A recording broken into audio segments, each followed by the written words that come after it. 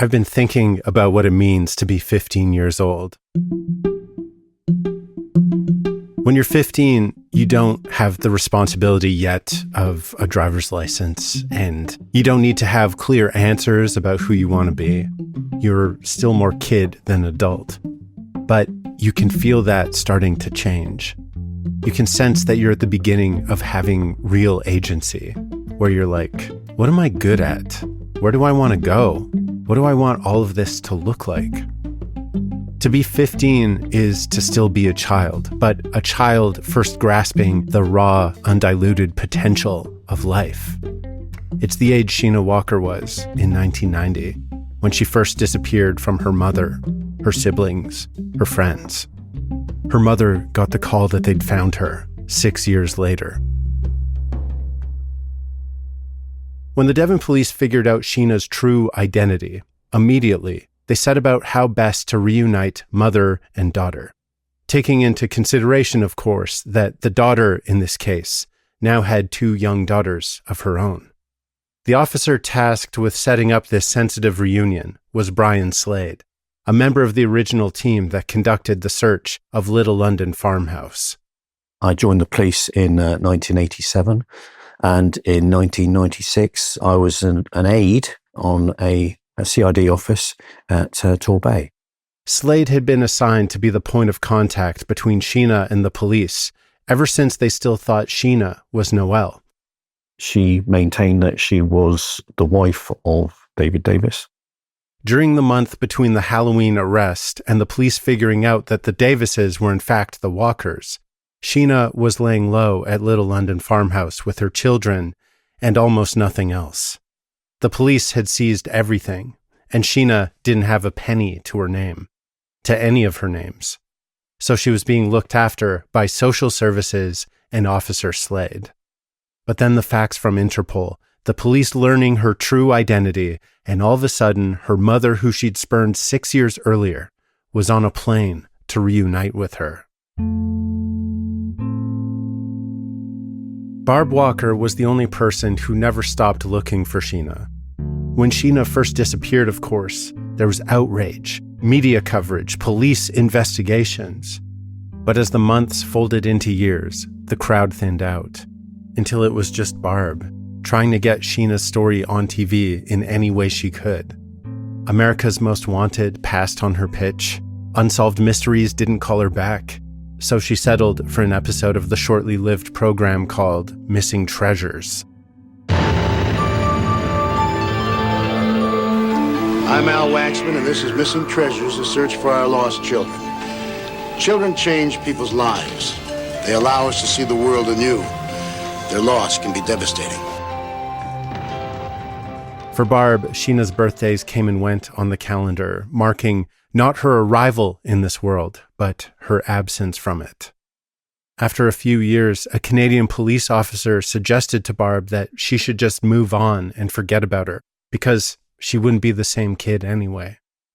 But then the call finally came, and she got on a plane to meet her now 21-year-old daughter. Detective Bill McDonald sent Slade to meet her. Bill instructed me to go to Heathrow Airport and collect Barbara, and we went through the process of bringing Barbara and Sheena together. She was a nice lady. She's really pleased to meet us. Clearly, Barbara was really keen on meeting Sheena. Sheena obviously didn't know the game was up at that time, and we didn't know what reaction we would get. Hence, we used social services because obviously the children have got to be a big priority, and we needed to make sure that we dealt with that situation as delicately as possible. They set up the meeting in a social services building, in a room with a children's play area. They brought Barb through the door, and there was Sheena, the daughter she never gave up on, in the flesh, a mother herself now. The moment that Barb thought might never happen was here. And that in itself was a very emotional and hugely significant moment for Barbara Walker, Sheena's mother. As mother and daughter embraced, everything around them was an unconscionable mess. But this moment was not. There's a flurry of loose ends to be tied up before Sheena was allowed to fly back to Canada with her mother and children. She needed to give statements to both the British and Canadian authorities, get her bail cancelled, and to alert the Canadians about the avalanche of paperwork heading their way to process not just Sheena, but her 2 children. And the biggest meatball of all was that not tomorrow or next month, but at some time in the future, the Devon police would need her to testify in court against her father. But there was a caveat. Once she returned to Canada, we've got no hold over her. We can't force her to give evidence. She's a Canadian citizen in Canada. We can't compel her to come back to the UK to give evidence in a murder trial and evidence against her father. If Sheena was going to testify in the eventual murder trial, it would need to be her choice and her choice alone to do so. By putting her on the plane to her home nation, her actual home nation, the Devon police knew that she was under no obligation to ever come back. Up to that point, she'd been aloof and uncooperative at every step. And now they had every indication that even though the jig was up, she was not about to turn on her father. My impression was that she still looked up to her father and still loved him. No one knew where her head was at. No one knew what her father had indoctrinated her with. No one knew what she thought or felt or was still trying to hide. And she certainly didn't seem in a hurry to talk to anyone about any of it.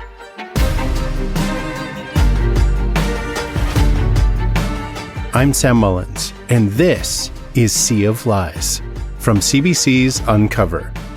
Episode 6, Sheena.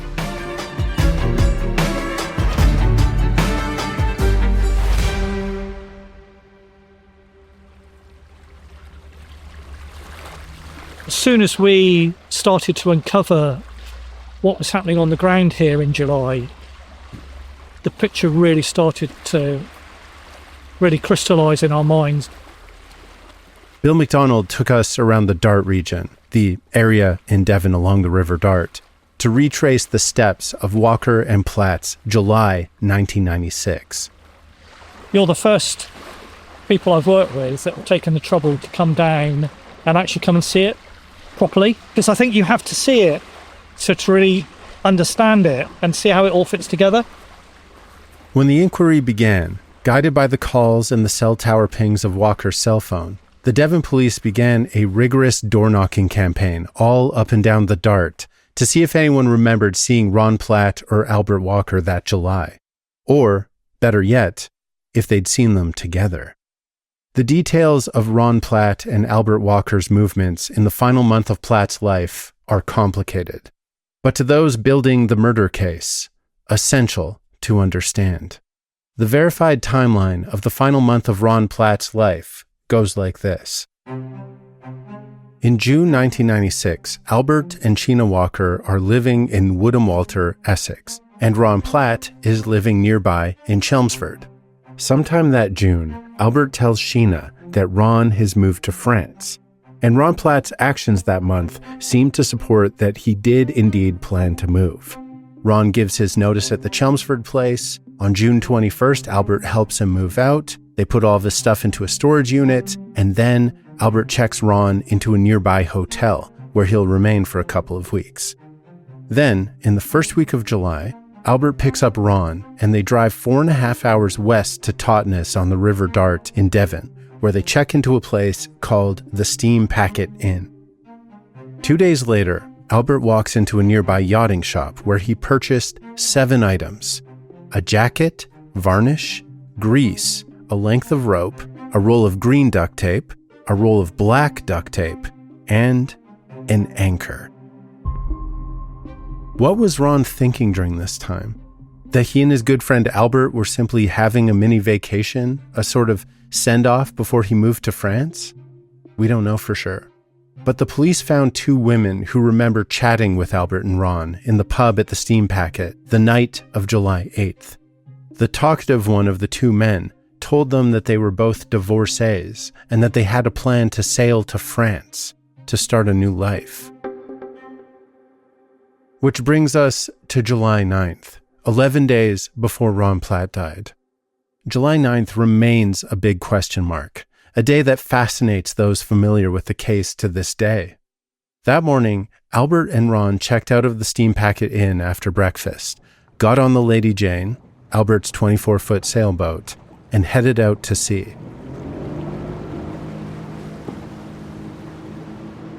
No one sees them until late that night.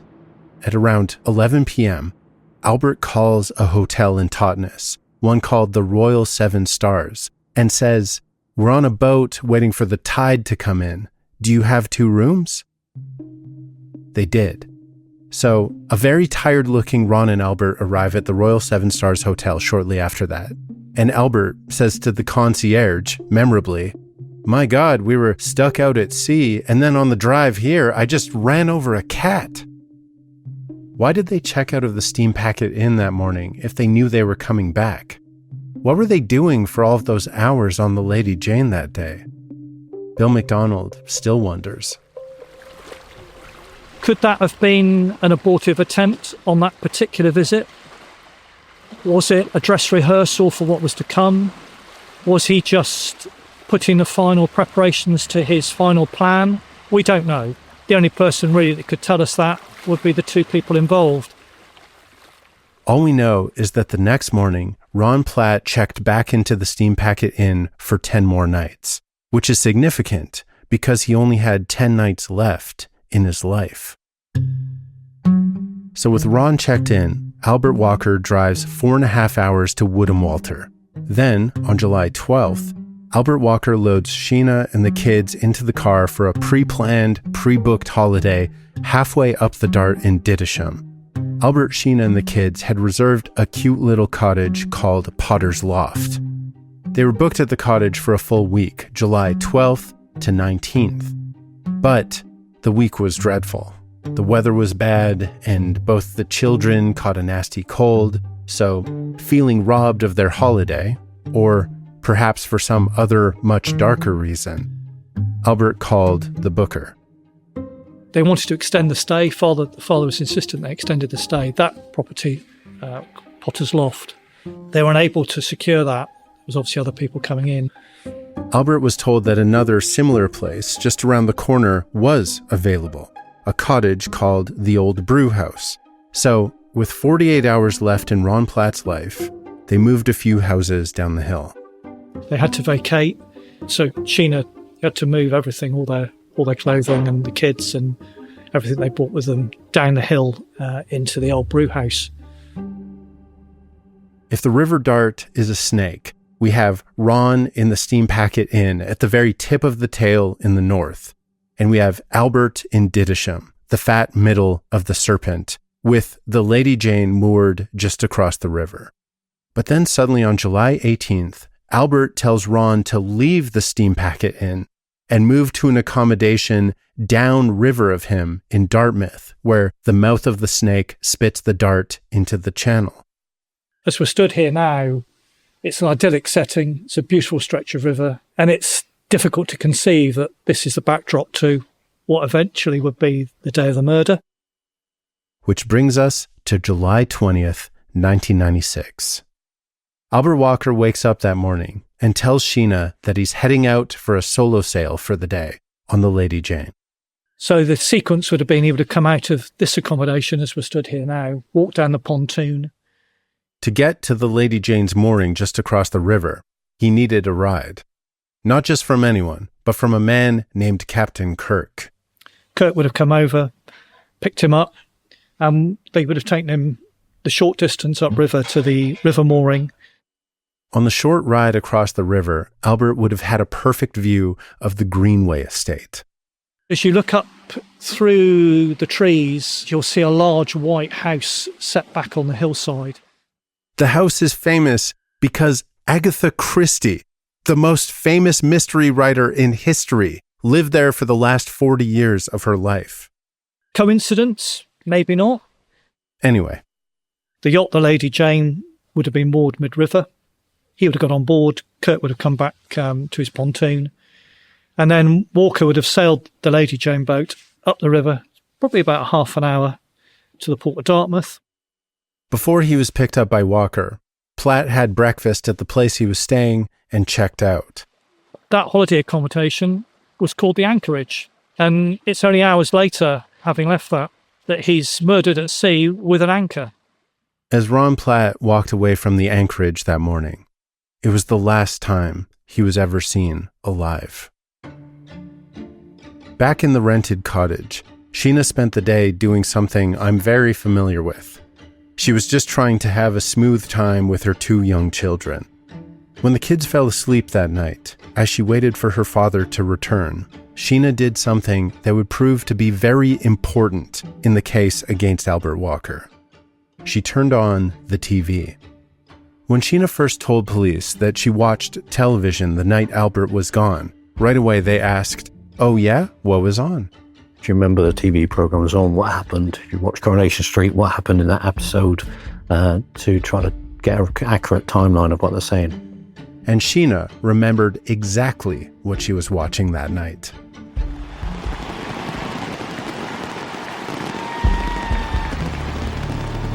Ladies and gentlemen, welcome to the opening ceremony of the Games of the 26th Olympiad, the Centennial Olympic Games.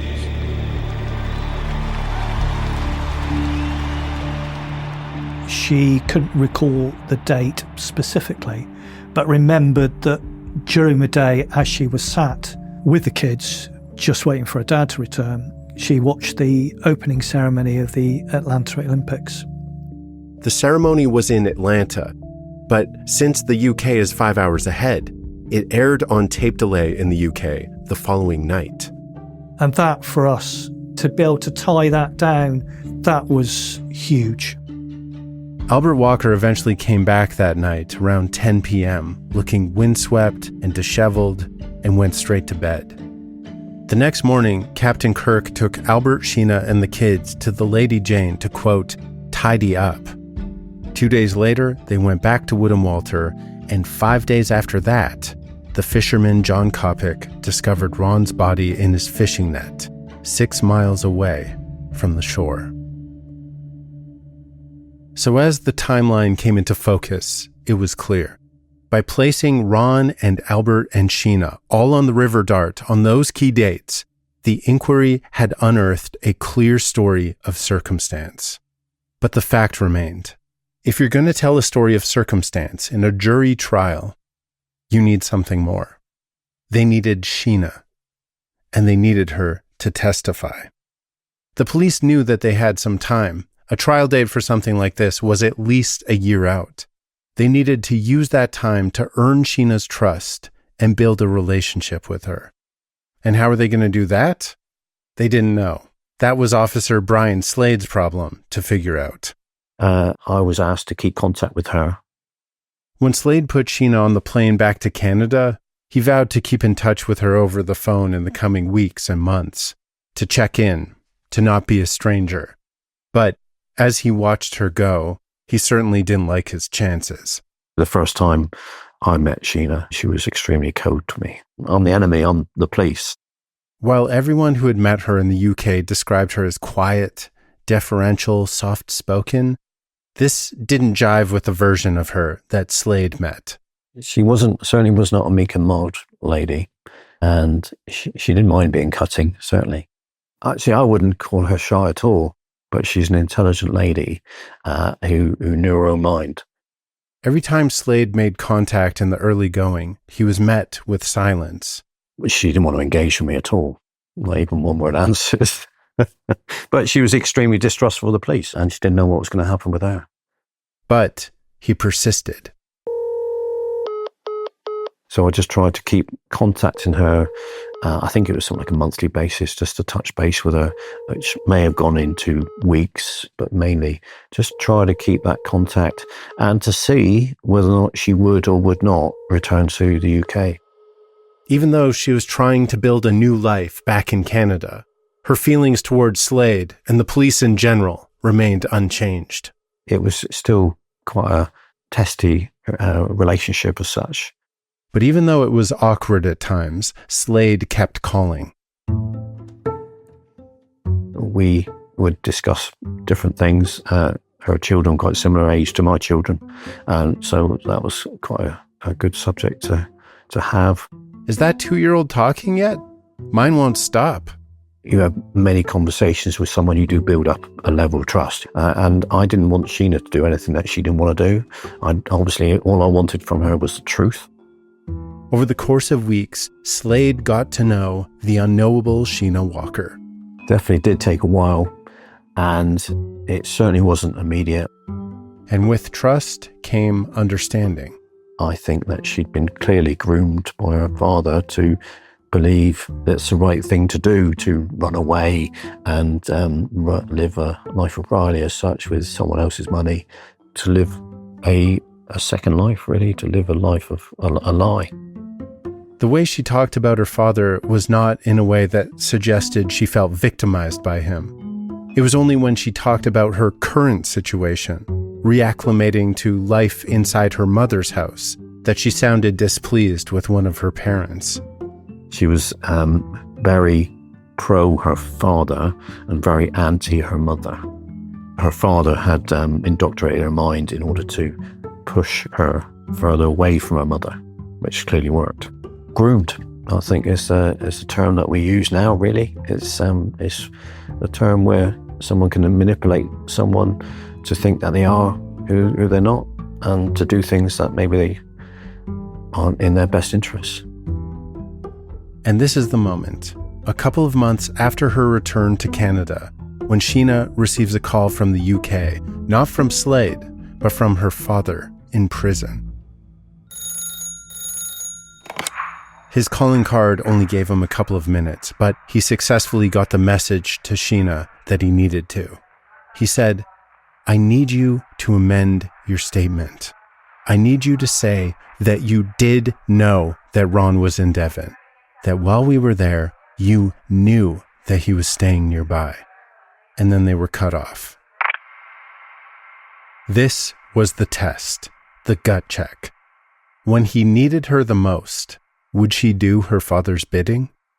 Routine phone calls carried on, and during one of these, I remember she told me that her father had contacted her from prison, phoned her, and asked her to change her testimony. Before she'd left the UK, she gave an on-the-record statement about what exactly she and Albert were doing that July. One of the things in the statement was that she didn't know that Ronald Platt was in Devon at the time that he was. Because it turned out that in addition to telling the police that Ron had left for France that June, this was the story he told his daughter as well. And now Walker is phoning her from prison and asking her to change that part of her statement, and asking her to lie, to say actually she did know that Ronald Platt was in the area. I think it's quite a damning thing, really. Why would he lie about Ronald Platt to his own daughter? Not an accomplice to murder, but the accomplice to the double life they're leading. Why would he not share that fact with her? Because he was going to murder him. And I realised it was very significant straight away. Slade rushed down the hallway to tell his chief, Phil Sincock. And his first words were, "Well, we need a statement from her, don't we?" It would have been unheard of for an aide to travel, international travel, to take statements as such. But Bill Sincock put his trust in me, and I arranged to travel to Canada. After so many conversations, things between Slade and Sheena felt much different than the last time they were in the same room. In a good way. The relationship was getting better at that stage. But even though Sheena knew that Slade was coming to collect this specific statement in which she would merely be restating what she told him over the phone, seeing it on paper seemed to give her pause. She clearly knew that this new statement provided some quite damning evidence against her father. Again, I'm not persuading her in any way, but just talking around the issues, really. And she was reluctant to put her signature to that piece of paper. So they sat in it. And just like he had every step thus far, Slade gave her space and made it clear that he wasn't here to convince her to do anything she didn't want to do. He explained that all this is really about is the truth, a statement of the truth. It took a while of discussion, but eventually she did sign it. She signed her name. I took a statement which took a number of hours. The statement was quite lengthy, and it was okay. The fact that Sheena was comfortable sharing this with Slade was very meaningful. Not just because she would have known that this would hurt her father, who she obviously still cared about, but just by virtue of the act of him calling her to change her testimony. That alone would be one of the most damning facts that the prosecution could put to a jury. Charles Barton would be the one leading the prosecution, and as the trial date was imminent, he made crystal clear what they'd need to have their best shot at winning. He took young Officer Slade aside. And he said he wanted Sheena and tried to get an assurance from me that Sheena would come back and give that evidence. And I wasn't able to give him that assurance because I didn't know myself. Her demeanour had definitely changed towards her father. The way she thought about her father had definitely changed. Being taken from her home environment, not against her will, but she'd been groomed in order to believe that was the right thing to do. It's a very terrible thing. So yes, I think at that point she felt she was a victim.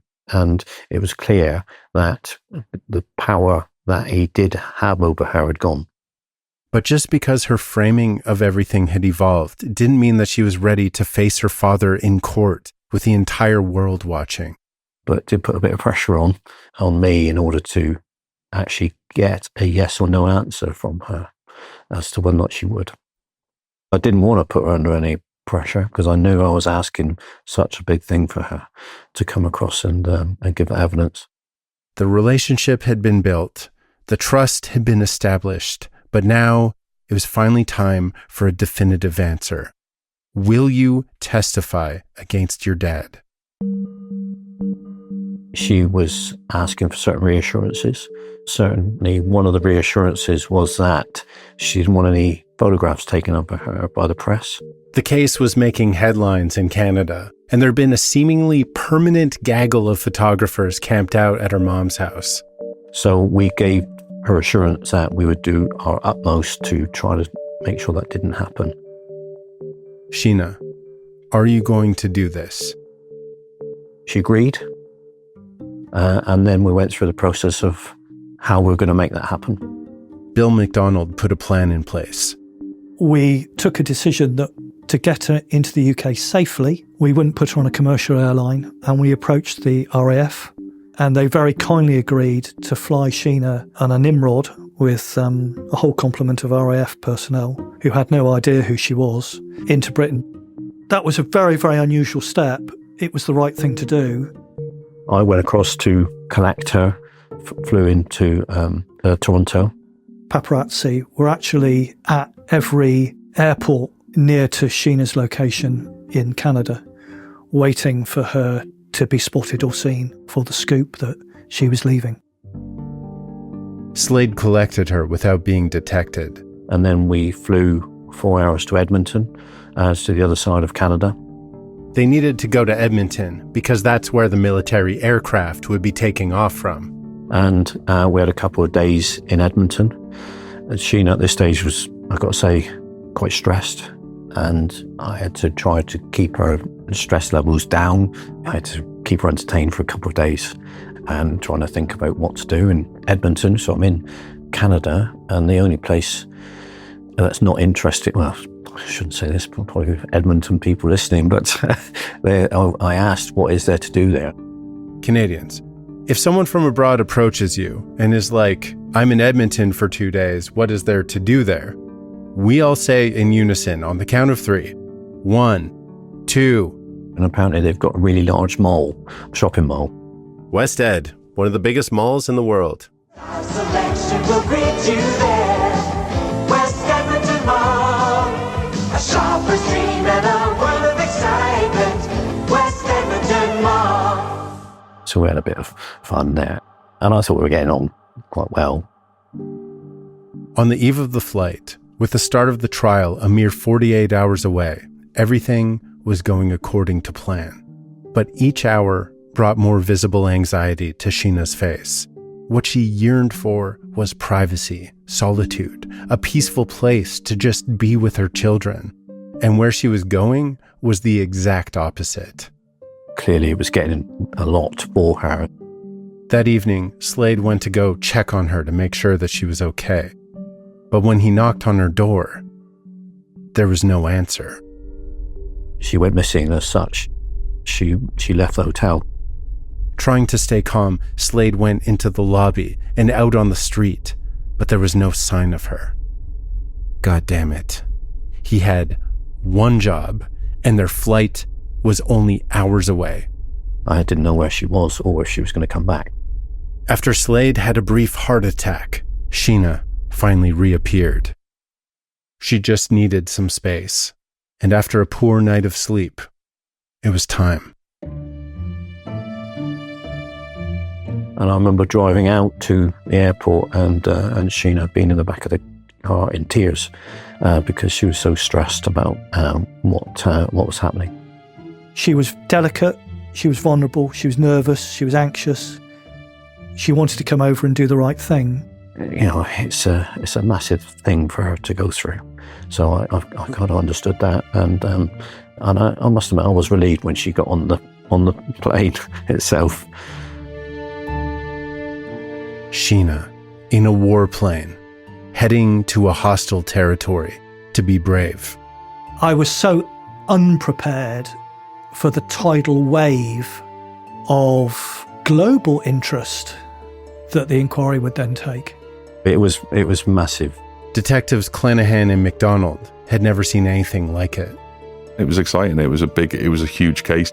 In Canada, unbeknown to us, it was incredibly high profile, and that kind of transferred over here. That was the first trial I've been involved with where you've got those big TV vans with the satellite dishes on top. Mobile trucks from CNN, Sky News, Fox News. It was on the front page of all the papers, and everyone, it seemed that the whole news population had descended on Exeter Crown Court, which back then was obviously in the old castle. The Exeter Crown Court was on the grounds of the 1,000-year-old Rougemont Castle, one of the oldest castles in England. Shakespeare mentions it in Richard III, and there's a plaque on the wall that says, "The last people in England to be executed for witchcraft were tried here and hanged." It was on this historic red cobblestone upon which the key players in the case made their entrances in tinted vehicles. The judge, the prosecutor, the defense lawyer, all men worthy of this stage, all considered among the best barristers in England. Albert Walker was brought handcuffed out of the van and out of view of most of the telephoto lenses. Of course, no longer able to get his bi-weekly color treatments, he showed up wearing a beard of solid white. Clenahan arrived with his captain, Phil Sincock, as Sheena was whisked into the courthouse undetected. To the prospective jurors, the Crown Attorney advised that they would be calling a total 36 witnesses and that the trial would last about 4 weeks. They quickly selected a jury comprised of 8 women and 4 men, and with that, the judge nodded to begin. Crown Prosecutor Charles Barton was a man of substantial size and volume. He was well known to never need the aid of his notes, and when he spoke in court, he never made eye contact with anyone but the jury. The first 5 words of Barton's opening statement were, "This case depends upon detail." His opening remarks gave the jury a quick skim of all the evidence that he would be presenting, and promised that while almost all of it would be circumstantial in nature, that when held all at once, the truth of what happened to Ron Platt would be undeniable. And with that, it was time to call the first witness. In English law, the prosecution bat first, so our witnesses are heard first. Who Barton would call to the witness stand first was of huge significance strategically, and was a call that he'd been ruminating on for months. And so, with all eyes fixed on him, Barton said the words that one reporter in the courtroom described as having the effect of gunfire in a church. He said, "My lord, the first witness I'm going to call is Sheena Walker.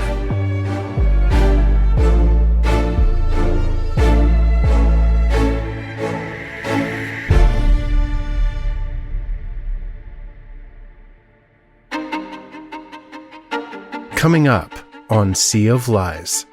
Albert Walker's eyes were fixed on his daughter throughout her testimony.